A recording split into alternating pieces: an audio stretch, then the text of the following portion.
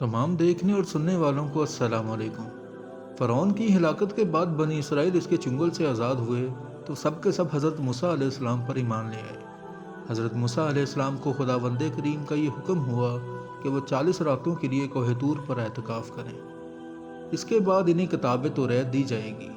चनाचे हज़रत मूसा अलैहिस्सलाम कोह तूर पर चले गए और बनी इसराइल को अपने भाई हज़रत हारून अलैहिस्सलाम के सुपुर्द कर गए। आप 40 दिन तक दिन भर रोज़ा रखते और सारी रात इबादत में मशगूल रहते। जबकि दूसरी तरफ बनी इसराइल में एक शख्स रहा करता था जिसका नाम सामरी था, जो तबी तौर पर नहायत गुमराह कुन आदमी था। उसकी माँ ने बरादरी में रसवाई और बदनामी के डर से उसको पैदा होते ही पहाड़ की एक गार में छोड़ दिया था।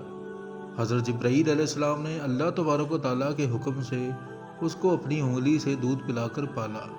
यही वजह थी कि ये हज़रत जिब्राईल अलैहिस्सलाम को पहचानता था। उसका पूरा नाम मूसा सामरी है और हज़रत मूसा अलैहिस्सलाम का नाम भी मूसा है। मूसा सामरी को हज़रत जिब्राईल अलैहिस्सलाम ने पाला था और हज़रत मूसा अलैहिस्सलाम की परवरिश फ़िरौन के घर में हुई थी।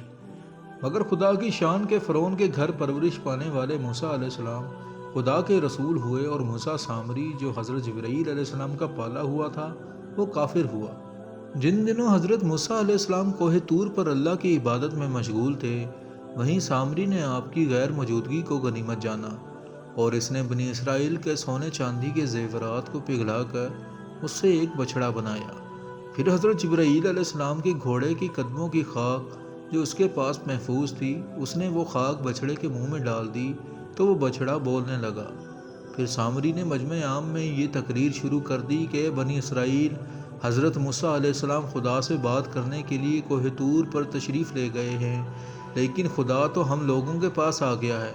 और बछड़े की तरफ इशारा करके बोला कि यही खुदा है। इसने ऐसी गुमराहकन तकरीर की कि बनी इसराइल को बछड़े के खुदा होने का यकीन आ गया और वो बछड़े को पूजने लगे।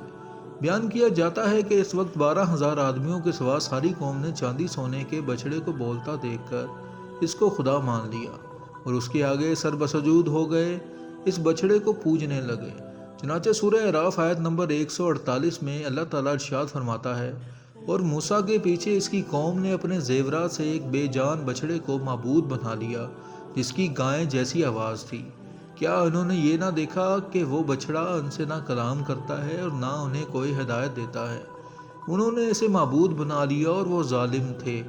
जब 40 दिनों के बाद हज़रत मूसा अलैहिस्सलाम खुदाए अज़्ज़ व जल से हम कलाम होकर और तुरैश शरीफ साथ लेकर बस्ती में तशरीफ़ लाए और कौम को बछड़ा पूजते हुए देखा तो आप पर बेहद गज़ब और जलाल तारी हो गया। आपने जोश गज़ब में अपने भाई हज़रत हारून अलैहिस्सलाम को डांटा और फरमाने लगे कि क्यों तुमने इन लोगों को इस काम से नहीं रोका। हज़रत हारून अलैहिस्सलाम माजरत करने लगे, जैसा कि कुरान मजीद में सूरह अराफ आयत नंबर 150 में है, ए मेरे माजाए कौम ने मुझे कमज़ोर समझा और करीब था कि मुझे मार डालें। तू दुश्मनों को ना हंसा और मुझे जालिमों में ना मिला। हज़रत हारून अलैहिस्सलाम की माजरत सुनकर हज़रत मूसा अलैहिस्सलाम का गुस्सा ठंडा पड़ गया। उसके बाद आपने अपने भाई हज़रत हारून अलैहिस्सलाम के लिए रहमत और मग़फ़रत की दुआ फरमाई। फिर आपने इस बछड़े को तोड़ फोड़ कर और जलाकर इसको रेज़ा रेज़ा करके दरिया में बहा दिया। फिर अल्लाह ताला का ये हुक्म नाजिल हुआ कि जिन लोगों ने बछड़े की परस्तिश नहीं की है वो लोग बछड़ा पूजने वालों को कत्ल करें। उसके बाद हज़रत मूसा अलैहिस्सलाम ने चुन चुन कर अच्छे अच्छे 70 आदमियों को साथ लिया और कोह तूर पर तशरीफ़ ले गए। जब लोग कोह तूर पर तलब माजरत और इस्तग़फ़ार करने लगे तो अल्लाह ताला की तरफ से आवाज़ आई कि बनी इसराइल, मैं ही हूँ, मेरे सिवा कोई माबूद नहीं। मैंने ही तुम लोगों को फ़िरौन के जुल्म से निजात देकर तुम लोगों को फ़िरौन के जुल्म से बचाया है। लिहाजा तुम लोग फ़कत मेरी ही इबादत करो और मेरे सिवा किसी को मत पूछो। अल्लाह ताला का ये कलाम सुनकर ये 70 आदमी यक ज़ुबान होकर कहने लगे कि मूसा अलैहिस्सलाम, हम हरगिज़ आपकी बात नहीं मानेंगे जब तक हम अल्लाह ताला को अपने सामने न देख लें। ये 70 आदमी अपनी ज़िद पर बिल्कुल अड़ गए कि हमको खुदा का दीदार करवाएं, वरना हम नहीं मानेंगे।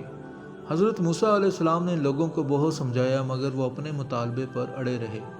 फिर अल्लाह ताला ने अपने ख़स्ब व जलाल का इजहार इस तरह फरमाया कि एक फ़रिश्ता आया और उसने एक ऐसी खौफनाक चीख मारी कि खौफ और दहशत से इन लोगों के दिल फट गए। اور یہ 70 آدمی مر گئے۔ پھر حضرت موسیٰ علیہ السلام نے خداوند عالم سے ان لوگوں کے لیے زندہ ہو جانے کی دعا مانگی تو یہ لوگ زندہ ہو گئے۔